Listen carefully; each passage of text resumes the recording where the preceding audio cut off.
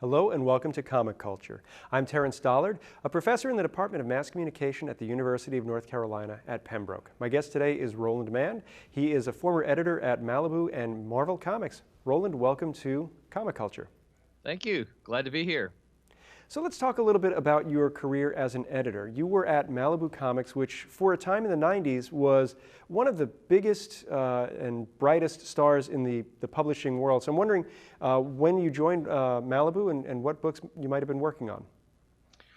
Sure, I joined Malibu in '92. I'd been a freelancer with them for a couple of years, and when comic folks, we like to go to a lot of conventions. And in speaking with the editor-in-chief at an Atlanta show, he said, we're getting ready to build a bullpen, much like Marvel had in the '70s. Of course, we were all like Marvel zombies and Marvel guys. And I said, well, you should hire me and bring me out there. And I think I took him a bit by surprise, just because I'm from the South, I'm from Mississippi, and 2 weeks later, they called and made me an offer I couldn't refuse, and so I moved to California and started editing the Protectors line of comics, and that included Protectors, all of the characters related with that team, which meant Man of War, Gravestone, Ferret. I also edited Dinosaurs for Hire and X-Mutants. Some random stuff that Malibu did, like Necroscope and Raver. And then when the Ultraverse came along, the company decided to focus on the Ultraverse and do away with the Protectors line, the Genesis line we were calling it at that point in time. And so I effectively shepherded those books out and then went and joined the Ultraverse. And then I edited about half of those titles, including Prototype, Mantra, Sludge, Strangers, Nightman. I'm sure there's something I'm forgetting, but oh, Rune. I did some Rune. The Malibu books at that time had some heavyweight creative teams behind them. You were able to get a lot of folks who might have been disenfranchised with the deals they were getting at Marvel and DC to come over. And I believe Mike W. Barr was one of the writers you worked with, I think, on Mantra? Yep, he wrote Mantra for us. So when you're working with big name stars and you are sort of that guy who forces his way in the door at a con, how do you deal with that, those pros, and how do you help keep them on schedule and get the books out on time? Sure. Most of the creators were, they were professional. They knew they had a deadline to meet, and most of them made it. And so there was very rarely an issue with them. Hey, you can't meet your deadlines. Come on, let's go. So that really wasn't. I will tell you, most of the issues we had with deadlines, certainly in those days, were with the artist. The writers were almost never late. Not saying that they weren't, but they were almost never late. It was always the artist. Oh, come on, we need, we got to do these pages. The writers usually, you could kind of give them a call. Hey, we're running late on this. We need you to, I need you to do 2 books this month or something like that, so I can get a fill in. But I will tell you, it was occasionally challenging when a good editor is supposed to massage the story out of the writer to get the best work out of them possible. Not to make the writer write the editor's story, but to figure out what the writer is trying to say and get that out of them. Sometimes that was a little difficult, but because, and I won't use names here, but I was flat told by one of them, "Look, kid, I've written more hits than you've read, so I know what I'm doing."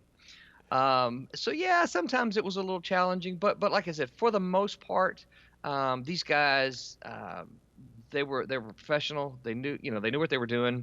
Malibu was very different in that at the time it was a writer-driven industry, or I'm sorry, a writer-driven company, where it was kind of a little bit of a reaction to Image. Image, when they'd been around a year and a half, something like that, and even their slogan was "Image is everything."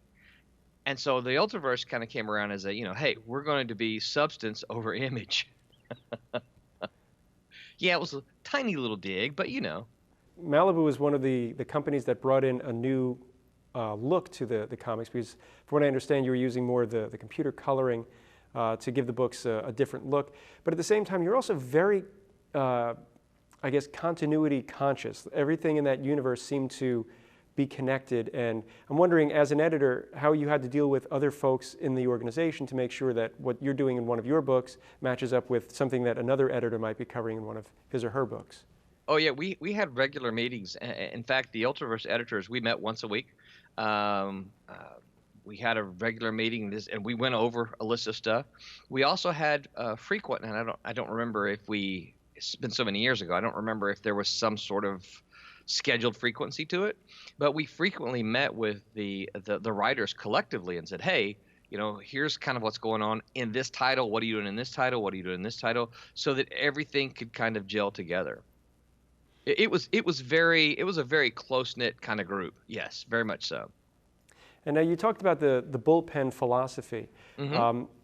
Now, is this something where now creators can be just about anywhere in the country, and you can digitally send your art over? But if I'm an artist and I'm not in, I guess, California where Malibu was, is this something where I have to be in that area to work, or am I still able to be involved in the process, FedEx the stuff, and don't have to worry about making every meeting? Yeah, the bullpen idea was, yes, they wanted to build a staff. We wanted to build a staff of creators there in the office. So, and that's kind of how I think I wasn't there at the very very beginning of the coloring department. By the time I'd moved out there in '92, there was already a dozen, I think. But that was kind of the idea. They had we ended up hiring a staff letterer. Actually, we ended up hiring 3 staff letterers, a couple of staff artists who did inkers that did corrections. We never really had a penciler on staff. One of our colorists also could also pencil, and we took a lot of things to him for corrections and things like that. So we never quite got to that because the coloring just blew up is really what happened. And there at the end, we had about 120 colorists on staff. That's amazing, because now everybody seems to be trying to find ways to bring the amount of people down, so that Yes. way the books can be as profitable as possible. Right. So, you're at Malibu, and you are, for a period of time, you're passing DC in sales. What's it like in the office when you start getting those sales figures in and you start to see the results of, the groundwork that you laid maybe, 3, 4, 5 months ago, finally hitting the stands? Well, imagine winning a ball game, and I'm not going to say a Super Bowl or the conference championship, but imagine the feeling that you get of elation after winning a ball game. I don't know if you played sports at all. I played a lot of sports in high school. Excuse me, and it's that kind of feeling. It's like, yeah, look, we're all this hard work we're doing, we're accomplishing something. The timing and the energy that we're putting into this is working. We're doing something right, and so yes, it was a very much feelings of jubilation. As we all kind of know, looking back at the 90s, at some point that bubble's going to sort of burst. Sales are going to start to drop down. And as someone who was in the trenches back then, what do you feel is the big cause? Is it that there's just too many books on the market at that time? Is it just too many people are buying and artificially inflating the numbers? Or what's going to cause that boom to bust in the 90s? Yeah, I think there were a lot of things. I don't know that I'm smart enough to say this one thing is what happened. I think there were a lot of things that kind of contributed to that. I think a lot of the variants that we were doing contributed because part of if you think about variants is like if you buy a variant cover and the regular edition cover, you've spent money and you haven't bought a second product. You really just bought the first product with a different package, and I think that was a big problem. And yes, Malibu did some of that. We did the holograms and the special editions and things like that. But I think that was a big problem. I think the distributions models were in flux at the time. I don't know that there was too many books. A lot of people kind of say that at the time. I think, of course, this is me. I'm a reader as well. I think that readers want new stuff. They want different stuff. So I don't know that the sheer number, and there were a lot of titles out, but I don't know that the sheer number of titles is really kind of what did it. It means that retailers had to make some tough choices, but also I think the speculators that you touched on that a little bit. I think speculators are really what one of the bigger things as well because I'm not a gambling guy because I would be terrible at it. I would lose everything, but I think there are a lot of people out there that would get their catalogs every month and speculate. Oh, this book right here is going to be worth a lot of money. so I'm going to order 100 copies or 500 copies or whatever. And I think that artificially inflated numbers. I mean, people talk. You've probably talked about it on your show. People talk about the death of Superman, and they, oh, I bought this Death of Superman, and it's going to be worth a lot. No, it's not. There are 5 million copies out there. Everyone who wants one has one or more. And I think there was a lot of that in the 90s, certainly the early 90s. It seems to me just sort of a current parallel might be the folks who are slabbing their comics, getting them graded, and then putting them in the protective plastic cubes so that they can never be looked at, but you know it's a 9.5 Superman 75 as an example. Yes. I may get hate mail for this. I don't know. I am not a big fan of slabbing. Like I said, I'm a reader. I have always been a fan. Before I became a professional in the industry, I was a reader. And when I see someone seal a comic to not be opened, that just makes me go, why? Why don't you just rip the cover off and hang it up? If you really just want to look at it, rip the cover off and hang it on the wall. I read my comics, and I know that there are things. Actually, I just discovered this not too long ago. I know you can buy a slab thing and put your comic in it and hang it on the wall. Now, it's not graded. It doesn't have the slabber's official seal of approval or grades or whatever. But you can put it on the wall, and then when my friend comes over, I can take it off the wall. I can open it up, and I can show them the copy. I'm okay with that because I can get into it. But if you gifted me a slabbed book, well, I would thank you for it. But if you gifted me a slab book, I would go, okay, the first thing I'm doing is opening this so that I can get in and look at it. So I get that there's a lot of people that do it, but I sure don't get the slab craze. I'm dumbfounded by it myself. I've got comics that if I don't open them up from time to time, I feel like, why do I keep it in the house? Exactly. I mean, I have one of the prizes in my collection is an Avengers #1 signed by Stan Lee. Wow. But it was signed by Stan Lee in the day before we did a lot of signatures on the cover. So you have to literally open that comic up and look at page 1 to see his signature. If I slab that book, guess what you can't see and will never see? That's Stan Lee's signature. That's right. So it's like, no, I'm not slabbing this book. I don't care. I want to be able to open it and smell it and touch it. And yeah. It's funny. I go to Heroes Con in Charlotte every year, and every year there's some story of somebody who's going through the long boxes, pays $1 for a book, and then opens it up and just finds that every page has an autograph from some artist. Might not have even been on the book, but it's like, Terry Austin signed this issue of X-Men on page 34 because that's the one page he did the inks on. And, wow. So there's always those fun stories. And again, if the book isn't a slab, you simply can't read it. No. So at some point, Malibu decides it's good for business to find a suitor, and Marvel ends up purchasing Malibu and the characters. So how does that transition go for you as somebody who's basically not a name on the credits? Well, you are, but I mean not like Sure. an artist or a writer. You're the editor. How does that transition work for you? Well, what I'm going to toss in here, because what a lot of people don't know is that we were actually lined up to be bought by DC. DC had they were in the middle of I think the process is called due diligence. They were examining our books. They were in the offices looking at the records, examining the accounts and all that kind of stuff, doing the stuff that bean counters do that we don't get involved with. They'd been doing this for like 6 months, okay? And essentially what happens is Marvel got wind of it, and in the span of a week flew to California, said, what's DC offering you? Said, I'm going to offer you twice that. And then the Marvel deal was done. That's how quickly. I don't believe Marvel did any due diligence at all. I think they were just, oh, DC's going to buy this. We're going to keep you away from DC. For me, the big difference was Spider-Man came on my paycheck instead of Prime. I mean, there were some things that we had to change. Of course, a lot of people will talk about Marvel dictated a lot of things when the Malibu change happened. But the truth is, Malibu's excited about a lot of these. We thought, oh, here's little Malibu that, we're a scrappy little fighter.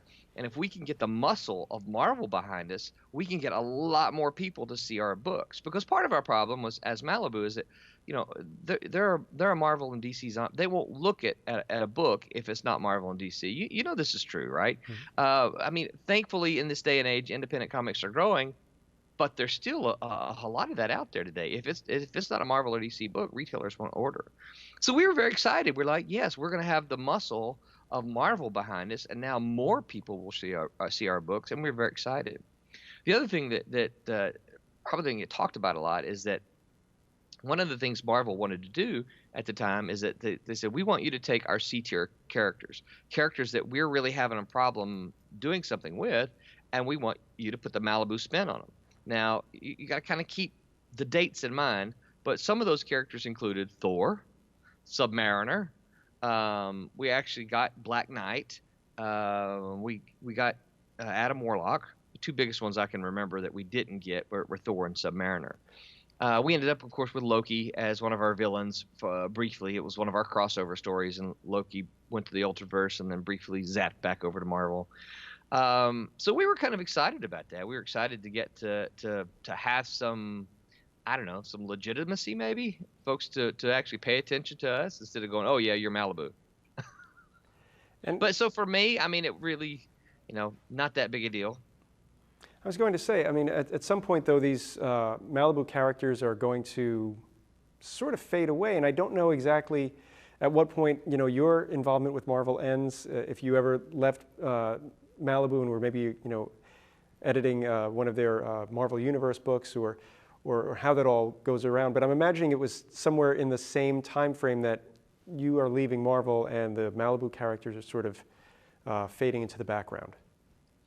Well, what happened is, of course, the industry crashed in the late '90s, and businesses went out, businesses went under, people left the industry. A lot of really good, talented creators left the industry just because it took a nosedive. Marvel in '96. Marvel had gone public a couple of years earlier, so they had to serve the stockholders at that point in time. And so if you look at '96, one of the things they started, they got a new president, they got a new CEO. So the old CEO, the one who bought Malibu, he was the guy who came in and says, look, I'm buying all of these things. The world is good, right? Well, the new CEO comes in and says, oh, that old CEO, he bought all this stuff that we don't need. I'm going to cut the fat, right? And so he goes along and he cuts Panini stickers. He kills Heroes World. He kills Malibu Comics. We were just a line item that they had to get rid of. And so, but because the numbers were so bad, Marvel fired in the span of 3 days. They fired 400 people. Wow. And yeah, it was a lot of people. And the weird thing is, okay, I can laugh at this now. They were in the middle of their Marvolution campaign, and so of course, it became the Marvelcution. Everyone was Marvelcuted. And we kind of caught wind of it about a day in advance.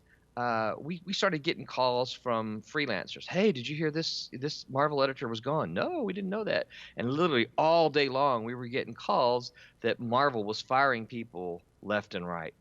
And so, of course, in our office, we're sitting and go, okay, if Marvel's firing people, we're next. We've got to be next. I mean, they wouldn't fire all of these people in New York and leave us around. Well, the other weird thing was they had Scott Rosenberg, who was our president at the time, Malibu president. They had him in the air when all this firing was going on, and this was pre-cell phones and all that. So Scott had no idea all the firings were taking place. He was flying from California. They had called him in. They'd said, hey, we want you to be on the plane this day, flying to New York. And so while he's in the plane, they're firing everybody. And while he's in New York, they come to California the next day and proceed to fire a bunch of people at Malibu. Corporate life is interesting. It is. It was my first real experience in that kind of real corporate backhandedness. And I will tell you, it was really weird that when they called me in, they handed me a contract and said, here is your severance. Sign it, and I can't remember exactly. I think I got 8 weeks or something like that, 8 weeks severance. And I said, well, okay, thank you. I'd like to take this and read it to make sure I'm not, signing my child over to you. And they said, no, you sign it now or you get 0. So I literally had to sign, I don't know, it's about a 20-page document. I don't remember. I really don't remember. It's too long ago. But there was way too many pages for me to read, sitting there in front of, 3 lawyer goons who were staring at me like, you're going to sign this, you're going to sign it. And of course, I mean, I lived in California. I had a new baby. I'm like, I'm not going to sign this and get my 8-week severance pay. So I had to sign it, but they would not let me. I never got a copy of it. I have no idea to this day what I signed, other than I'm going to get my 8-week severance. So sometime between the layoffs at Marvel and Malibu, you end up now, you are teaching comics, I believe, at Full Sail. So Right. how do you make that journey from a comics professional to scholar? Sure. Well, after the Marvel firings, I decided, you know what, I still love comics, right? And so I'm going to go. I've learned a lot being an editor, in a a company setting. I know about the printing processes. I know all of this kind of stuff. So I said, I'm just going to go do it myself. Well, I picked the wrong time to do it, right? The late 90s was not the time to be getting into comics, but I did. I published about 13 books from 97 to 2000.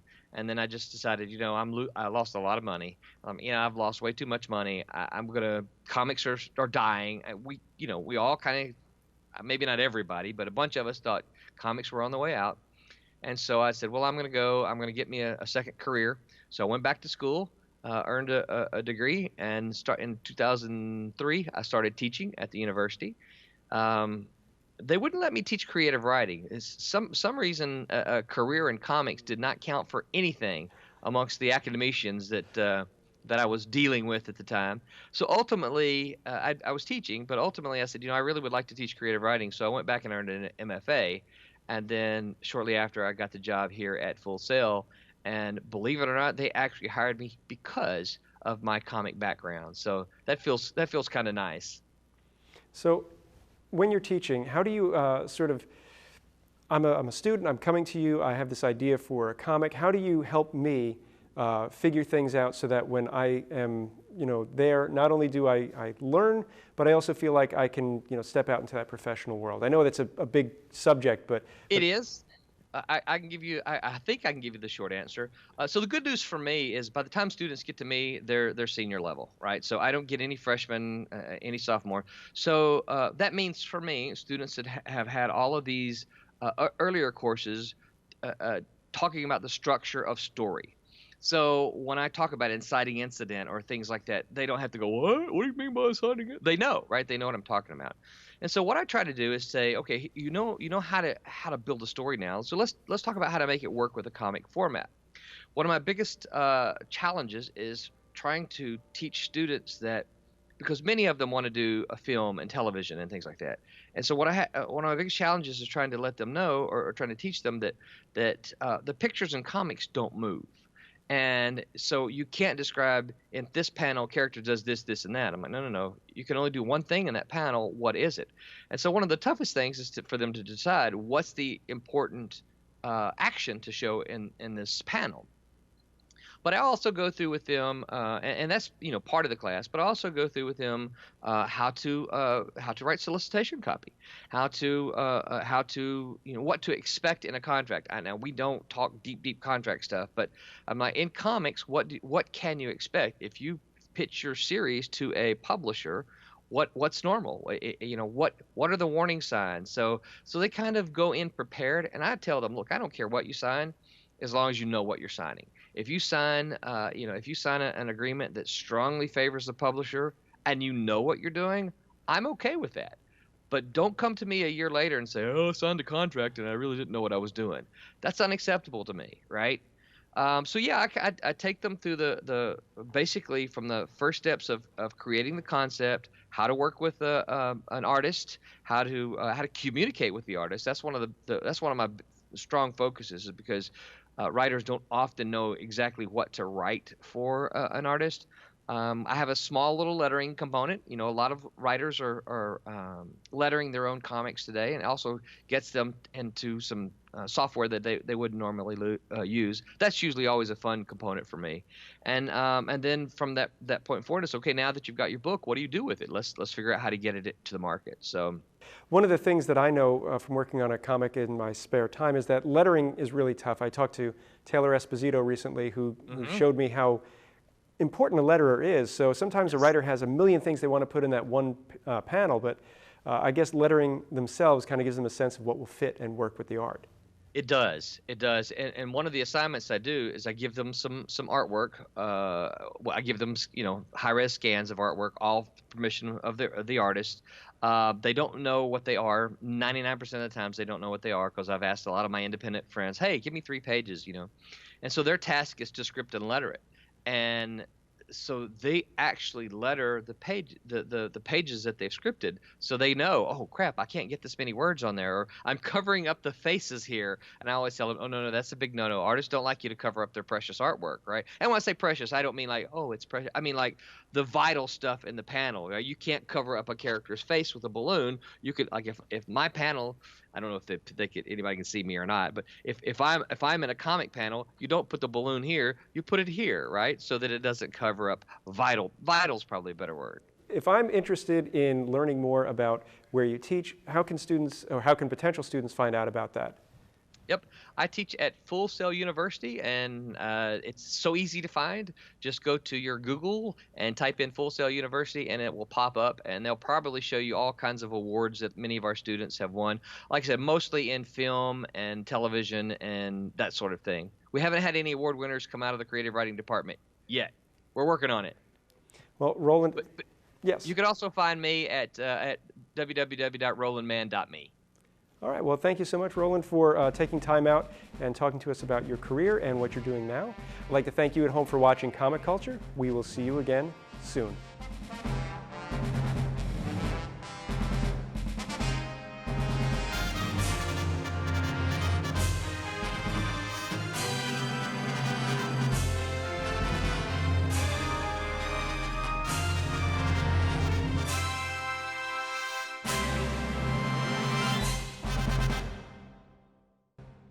Comic Culture is a production of the Department of Mass Communication at the University of North Carolina at Pembroke.